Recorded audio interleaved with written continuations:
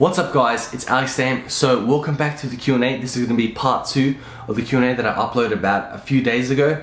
So if you haven't seen the first part already, I'm going to put the link in the description, or I'm going to put some annotations on the screen so you can go and watch it. Obviously, if you haven't watched part 1 yet, go and watch that first, finish that off, then come over, maybe grab some popcorn, grab some cereal, grab yourself some refreshments, a drink, come to watch part 2 and enjoy it. Let's go. By the way guys, so since this is part 2 for the Q&A, I made the post on Instagram about a week ago asking questions for the Q&A. If you actually want to get involved with these Q&As, and also if you just want to follow me on a more regular basis, what I recommend you do is follow me on Instagram, and I'll put it up right here at Aleks Dayum. And basically whenever I make a post or a story asking you guys for questions, you can ask me a question on there, and that way you will actually get your video answered in the YouTube video, because I pretty much do answer every single question that I get on there. So if you really want to ask me something, anything at all, I don't care what it is, just follow me on Instagram, follow me on there, and also just whenever I make a post about a Q&A, make sure you ask me your questions and I'll answer them in the video. So yeah, let's get into part 2 of the Q&A. Sunny Bill Duncan, thoughts on fasting. Okay, my thoughts on fasting is I fast pretty much every day. So what I do is I push my breakfast later on into the day. So I start eating around 12 to 1 o'clock every day. I don't really enjoy eating before that. And I find that fasting a little bit like fasting in the morning, like pushing my breakfast later, means so the calories that I consume are going to be consumed at a closer time towards my workout, and that means I'm going to have better energy for my workout because I'm utilizing those calories better for my energy, for my training session. And I also like fasting because I feel like when I eat early in the morning, first of all, I'm not hungry because I've been doing it for so long, but also I find that it makes my brain a little bit like fuzzy, and I don't concentrate as well. I concentrate a lot better when I wake up in the morning and have like a drink with some sort of caffeine in it to wake me up and get me wide. And I feel like that's like the best. Right then and there, I'm the most fresh and alert, and that's the best time for me to like get work done or get things done. So I enjoy fasting, and then I eat my last meal whenever at night. I just push my breakfast a little bit later. So fasting is good. I do recommend it pretty much for anyone. I don't think you need to stop eating at a certain time. My main thing with fasting is I'd say push your breakfast a little bit later. So just try to start eating at 12 or 1 o'clock, and it'll really help you a lot for if you're in a calorie deficit. So if you're trying to diet and get shredded, because your eating window is a lot smaller. Yeah, because your eating window is a lot smaller, you're fitting your calories in a smaller window, therefore you're going to be more full throughout those periods. Because you'll find that when you start fasting in the morning, you get used to that. And I find that for me, I think you'll find this as well. When you start fasting, you don't actually get hungry until you start eating. Like when you open your eating window. Like before that period, yes, you do get hungry, but as long as you don't eat and just drink a lot of water and maybe chew some gum, like the hunger is very easy to tame. But I feel like once I start eating, then I start like craving more food. It's not because I'm hungry, but I feel like because I've tasted that food, I crave more food. So I think it's a little bit of a mental trick as well. Magnus Vandam, how did you build your shoulders? How many exercises for shoulder per push day? How did I build my shoulders? Basically I have, to be honest, I have pretty good genetics. So that's like obviously not everything, but I have pretty good genetics, but also I worked very, very hard on them as well. So a lot of heavy overhead presses and shoulder presses. But I'd say the main thing is to focus on to get proper rounded delts is you need to focus on the side delt. So a lot of heavy side lateral raises. So I do about maybe like 25 kilos for 10 reps for 3 sets. So I'm obviously trying to get stronger to get to like 30 kilos in that, but really focus on your side lateral raises and hit that 2 to 3 times a week, at least 2 times. And if you really want to make them grow, hit it 3 times a week. And also if you want the 3D effect on the shoulders, you need to make sure you focus on your rear delt. So doing a lot of rear delt raises and flies is very important to build those big shoulders. So I would say like in priority, you need to focus on the side delt, then the rear delt, and then the front delt last. So the front delt is focused on with the shoulder presses, focus on that last. Like that's your least priority if you want to get big and wide shoulders. And exercise per push day, at least 1 exercise for side, rear and front, and hit that at least 2 to 3 times a week. That's how you get massive shoulders, bro. And make sure you're eating enough food as well, because you need the calories in order to fuel muscle growth. So yeah, go and build yourself some massive fucking shoulders. Skyby 2500, 2 questions. What's the best exercise reps slash set range to bulk. Okay, what's the best exercise? Reps. Okay, so for reps, I think the best way to do the reps is incorporating all different rep ranges. So a 1 rep max, a 3 rep max, and a 5 rep max for your powerlifting. Incorporating those different rep ranges, what this allows you to do is get stronger at each 3 rep range. So the 1 rep max, the 3 rep max, the 3 rep max, and the 5 rep max. And therefore you don't really fall into any plateaus, because if you don't, let's say 1 week you don't increase your 1 rep max, you'll either increase your 3 rep max or your 5 rep max at least by a little bit, and then they all working together. And then doing 8 to 12 reps I think is the best part for incorporating 8 reps, 10 reps, and 12 reps for the bodybuilding part is important as well, because you're doing the daily undulated periodization. So you are changing up the rep ranges. So I don't think there's any set rep ranges that are going to be the best for bulking. I think incorporating all rep ranges is going to be the best way for bulking, and for like anything, for even shredding, I'd do the same thing. And for sets, I'd say like, obviously if you do a 1 rep max, you only really need to do 1 set of that, and then after that you can do your like 3 sets of bodybuilding. So for example, bench press, right? You do a 1 rep max, do your 1 rep max, obviously work up and warm up. You need to warm up, you can't just like do a 1 rep max straight away, but warm up, do a couple sets before. Don't burn yourself out, just enough so that you're actually ready to do a 1 rep max. So do the 1 rep max, and then do like for example 3 sets of 4 reps if you want to do that. And then the next time you do chest, you can do a 5 rep max for chest for the first thing, and then you can do 3 sets of 12 after that. So usually, because I follow the program, like the 3 sets is usually the like average or the most important, like so 3 to 4 sets I reckon. How much calories do you consume during a bulk? So for me, if I want a really lean bulk, so I barely gain any fat and not too much muscle either, so it's like a very lean bulk just above maintenance, it'd be about, I'd say 3,200 calories. I'd say that for me is a very lean bulk, but I usually go to around 3,300, 3,400 calories to get still a lean bulk, but yeah, just give me that energy to train and build some proper fucking muscle. So, because that's a fucking goal. So yeah. So yeah, for me, the number that I usually fall back on for calories is 3,300. I find that that's the best number for me to bulk. DJ Tozza, can you train me? Sure, bro, but yeah, like not even in the country, so I don't know how that's gonna work, man. Dom's too real. How often do you work out? So as I said, I do 4 days of training and then 1 day off and then a repeat. So it's usually around 6 times a week, and 1 week it's 5 times a week because I have 2 rest days. But just 4 days on, 1 day off, that's exactly how I do it. And for how long? Usually my training sessions are usually it's right about 2 hours, maybe a little bit more. And the reason is because like when I get to the gym, I do a lot of like warming up and preparations. Like I don't just go in straight away, walk in the door, sign in, and like just start bench pressing. Like I walk in, I like do some stretching, I do some foam rolling, and then I go on the cardio machine, maybe do some walking. If I'm doing legs or deadlifts, I'm gonna go on the bike as well, and then stretch as well. And that's basically to get my body warm and get my body and my mind focused and ready for the workout, because I feel like that's very important if you want to increase the amount of like weight you can push and just make your mind muscle connection better, and also just your workout will be a lot better in general. So, and then after I finish my workout, I'll probably do cardio as well, like after I do my weights, and then I might do some foam rolling as well after, and then some stretching depending on how tight I am. But I usually always foam roll before and after every session. So usually about 2 to 3 hours is how long it takes me at the gym, but usually it's like, I'd say 2.5 hours is like the perfect amount for me to get a proper workout in. What's your diet mainly consist of? Man, honestly, it's very, very different every day, but there are a few essentials. So obviously fruits and vegetables, I try to get in every single day, at least 3 servings of fruit and maybe 1 serving of greens a day. I feel like that's very important for your micronutrients and your health.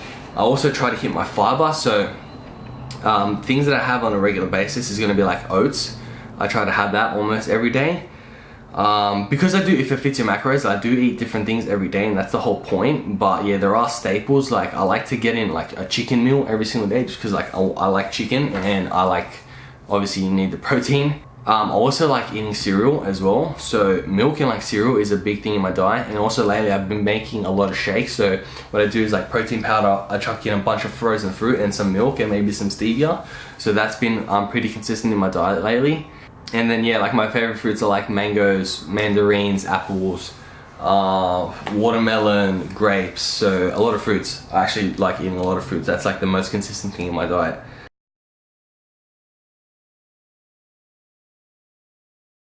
This man 16, what are your stats in your 3 big lifts, bench, squat, deadlift? Alright, so my 1 rep max for bench right now is about 125 kilos. I haven't tested it out and tried to beat it in like months because I switched to incline bench, so I reckon it might be a bit higher.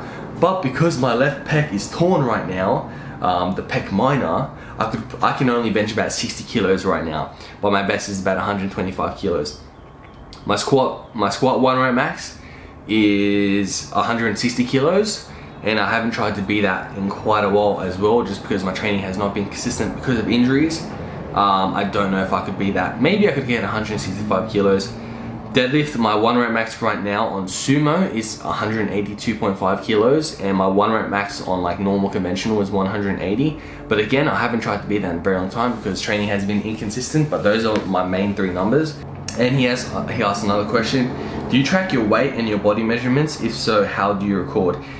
Yes, I do track my weight every single day, and my body measurements, honestly, I don't track them. I'd say the only thing you'd really need to track, I mean, unless you're doing a massive like shredding journey and you want to track your body measurements, you can. I'll just use tape and mark it down every single day, or like maybe once a week would be more like a better way to do that. So just like, but I like tracking the size of my arms, but I haven't done that in like months either. So how do I track my weight? Is I track it pretty much, I weigh myself every single day at the exact same time, which is I wake up, go to the toilet, weigh myself. Like first thing, that's how I start every single day of like the rest of my life basically. And I've been doing that for like about a year, maybe more. So my whole phone is filled with like, what I do is I write, if it's the 1st of June, I just write 1-6, put my weight. Wake up the next morning, write under 2-6 for 2nd of June, write the weight. Continue, and then when it reaches the next month, make a new note, start with July, 1st of July, and yeah, just go from there. And I think that's very, very important, especially if you're tracking macros and you're trying to take dieting seriously, especially bulking and shredding. It doesn't matter, because if you're bulking, you don't want to be gaining weight too fast, and when you're shredding, you don't want to be losing weight too fast either. And the best way to track your progress on a cut or a bulk is you get let's say you tracked your weight from Monday through to Sunday for 7 days. You're going to add up every single weight that you had on that day, divided by 7, and see what your starting weight was and what your number has been after these calculations. And the difference is how much you gained or you lost from that week. So that's going to tell you your progress, which is very, very important. Philly Adriano, he's got 4 questions actually. So his first question is, what weight do you want to get to, and would you ever compete? My ideal weight is going to be probably around like 88 to 99 kilos shredded, which is, I know, pretty fucking insane, but that'll be years and years down the line. But that to me sounds fucking crazy, because that's like pretty massively, for my height, that's pretty like big and jacked, but shredded at the same time, which would mean a lot of muscle mass in the right areas. And would you ever compete? I have competed in the past actually. I've done 2 competitions. So yeah, my first competition was actually in 2015, like 1 or 2 days before my HSC, which is my high school exams, like the big exams. It was like 2 days before, like my competition was 2 days before like my first exam for that, the English one, I actually remember. And yeah, I won that. So, and then I did another show that qualified me for another show about a month or 2 later in Canada, which I flew over for that and did that. And that was, I did not place in that show because there was a lot of people that were just way better than me, but also a lot older. And yeah, would I ever compete again in bodybuilding? Probably not. That's a whole topic and a whole video for me to discuss in another area. If you want to see that, you can comment below, because I could go on quite a long tangent when it comes to natural bodybuilding and competing in that. So I'm not going to go into that right now, but probably, obviously never say never, but I don't see myself competing in another bodybuilding competition in the future. Maybe powerlifting, probably not. we'll see. I just enjoy lifting, and that's all I really want to make of it, and making the videos. I don't really need to go and do a competition. Yeah, I just enjoy lifting. It's like my passion. So yeah. I'm currently in a relationship. Would you only date a chick that lifts? Currently in a relationship, definitely not. Would you only date a chick that lifts? It seems like the most likely scenario for me, because obviously a relationship is about relating. So, you know, a big part of my life is lifting. So I think I'd find it a little bit difficult to relate to a girl that doesn't lift, just because I don't think just going to the gym is what it's about. I think it's about the things that it teaches you and how it makes you feel, and it teaches you a lot about yourself. And like, it's very unlikely that you're going to be a person that I want to spend my time with if you don't lift, because there's a lot of things that lifting teaches you about, like discipline and just being, I don't know, more motivated, and just discipline in life, which is like very important. And yeah, also exercising and lifting gives a lot of mental clarity and releases a lot of endorphins and serotonin, which makes you feel really good and makes you a happier person in general. So I think a lot of people that don't lift or don't do any exercise are probably not as happy people. I think that's a pretty fair statement. So yeah, sorry I went on a tangent with that, but that's it. Have you considered jumping on gear? Why or why not? I think any man that's been lifting pretty seriously has considered taking gear in the past, like at least once, like they've at least thought about it. So yes, I've definitely thought about it. And have I considered? Yes, I have considered jumping on gear, but I have not, obviously.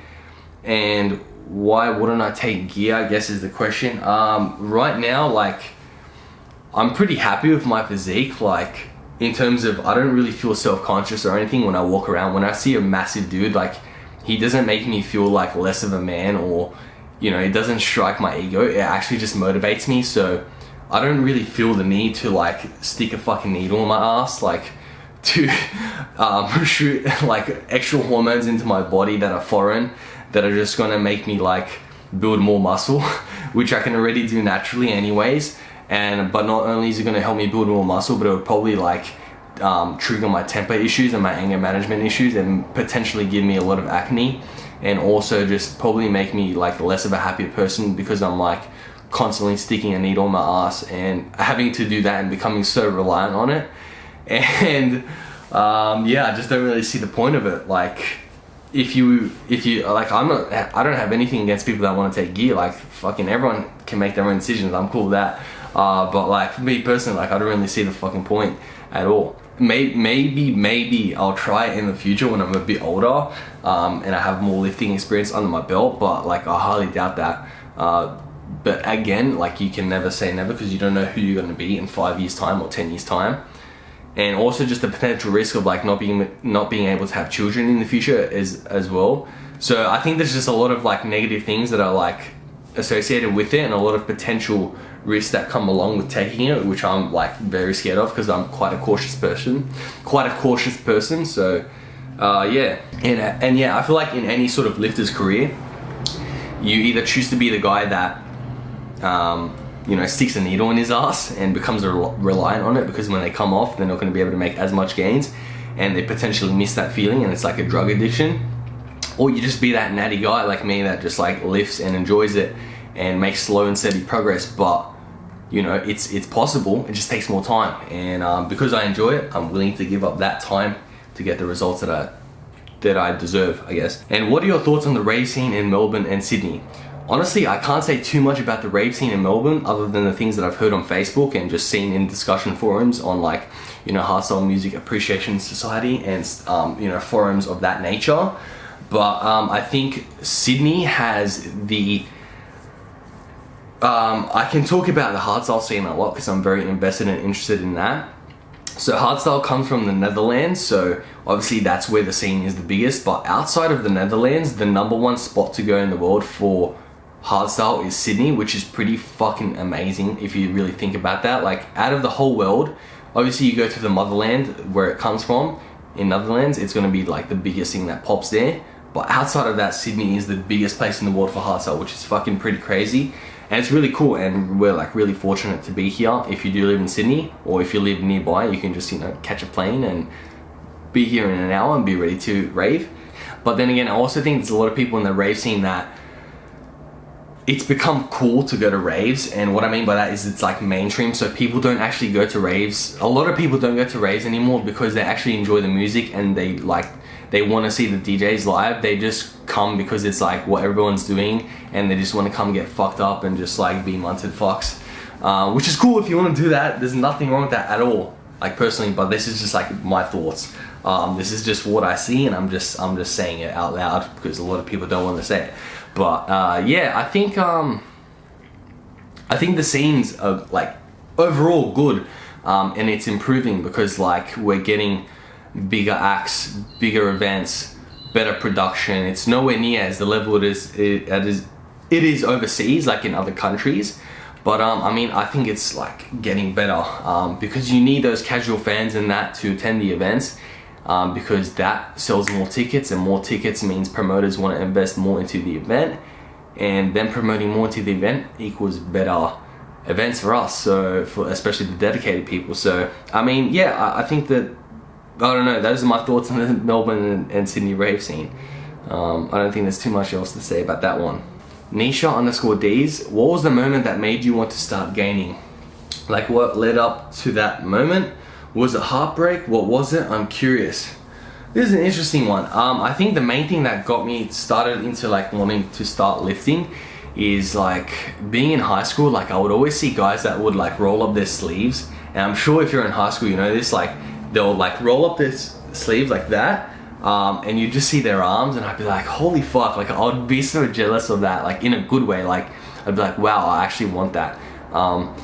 And I was like, I want to be able to do that, like roll up my sleeves, and people will be like admiring, you know what I mean? Like, so I think that was a really, like, I know it's a little bit, may sound a little bit shallow, but like that was a really big thing that wanted me to get into lifting, like if I could remember one specific thing. And also it was just like wanting to gain that confidence and, I don't know, just look better and be more comfortable in my own skin.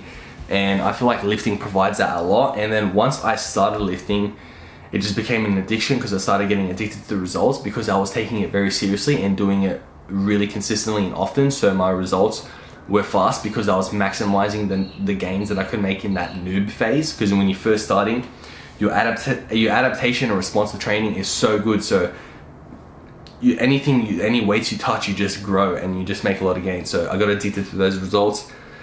Adam Wern, sorry if I'm mispronouncing that, says, what's your favorite workout song? I have quite a few favorite workout songs, to be honest.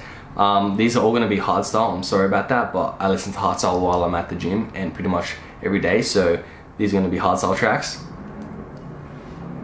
Probably if I had to choose one, like no other one, I'd choose Rebellion, Uprising. So Rebellion are the DJs, or the producers, and the track is called Uprising. Other really good workout songs are going to be Disturb, Legacy, Radical Redemption, America, Rebellion, Empire. Again, Rebellion are my favorite DJs, so they're going to be always up there. And right now, I've really been jamming to Rejector, Followed. So yeah, those are some sick fucking hardstyle, well, sick workout tracks in general. And then if you don't want like hardstyle, then I'd go to like Linkin Park. A lot of their stuff is very, very good for working out as well. Okay, we're almost done here, guys. So Tons Newen again asked, daily supplements, top 3 amino energy flavors, with the drooling face, because this guy knows. Tony, you know the go. Amino energy is the fucking best. So yeah, my memory card just went full and totally cut me off, but Tony Newen, you know the go. Amino energy is the way to go. So first of all, he's going to say daily supplements. The things that I take daily: creatine, amino energy. Creatine for the strength, amino energy because I love it, love the caffeine and the recovery of it, and tastes amazing. Just little things like maybe a pre-workout, so a Monster Energy can. Sometimes I'll have a coffee, and then, but the other daily supplements is going to be fish oil for joint health and just like mental health and all that, brain function, glucosamine for joint health, and vitamin D and magnesium tablets. Vitamin D because sometimes I don't get out in the sun every day, and especially because it's winter, the sun is not out as much. And vitamin D, if you're lacking it, you're going to get very depressed, and if you're feeling really unhappy, I dare you to go and buy vitamin D tablets and spend more time out in the sun, and I promise you, you'll be a more healthier and happier person, especially mentally. And also I take multivitamin tablets as well. I just take these gummy ones because they're easier for your body to dissolve rather than a hard casing tablet. And yeah, multivitamins just because like general health, because I don't get all the nutrients and vitamins from my regular diet. That's what it's for. Alright, so my top 3 amino energy flavors, since I've tried like 1,600 of them, in no particular order, I like grape, I like watermelon, and number 3 is either going to be blueberry or it's going to be like a peach flavor. Those are fantastic. They taste so nice. I love them. But honestly, I've tried so many that I like. So yeah, but grape, blueberry, watermelon, and probably peach. Those are beautiful. Last question for this Q&A. Magnus Vandam again. What's your favorite bulking food? My favorite bulking food is going to be like pizza. If I don't feel like pizza, then it's going to be like burgers. I really just do love getting burgers with some chips, you know, that either if it's sweet potato fries or if it's like curly fries or onion rings or just normal like French fries or those, you know, big fat thick chips with some sauce, dip it in that shit, get a nice juicy fat burger. Shit's amazing. Can't go wrong with pizza or burgers. Fucking love it. And if I'm not feeling like that, then lately I've been getting a lot of pad thai noodles. And right now it's probably my favorite food. So pad thai noodles go off. If you haven't had them before, go to your local Thai restaurant, just be like, I want pad thai noodles, get some peanuts in there, get some extra chicken for some more protein. That shit tastes, oh, it's so fucking good. Anywhere I go to get pad thai, it's fucking amazing. So love pad thai. Alright, so that is going to be the end of the Q&A. I had a lot of fun doing this. I'm going to do another one pretty soon, maybe in about a month's time, maybe 2 months time, but it'll either be another Q&A where I just answer a bunch of questions, or it's going to be one where I focus on a specific topic, depending on what you guys want to see. And actually, what I'd like you to do is please comment down below if you enjoyed this Q&A, what you enjoyed about it, and let me know in the next one, do you want me to do an all-round Q&A like this, or do you want me to do one that specifies on one specific topic? Alright, so that is going to be the end of the video. I just want to thank you for watching. If you enjoyed it, make sure you give it a thumbs up, subscribe to my channel if you want to see more, and always remember to keep the pump.